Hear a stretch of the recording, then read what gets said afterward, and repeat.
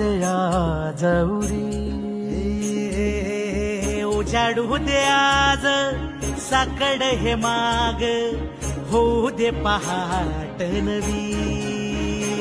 आता होऊन जाऊ दे साऱ्या जगाला पाहू दे, वळू दे पाऊल सही कात पायाखाली आपल्याला येऊ दे, वळू दे पाऊल. मोठी लढाई लढू मातीसाठी गड्या, मनगटाच जोर लावून दाटला जरी अंधार एकजूट होऊ आज, दिवा देऊ तेज धावून.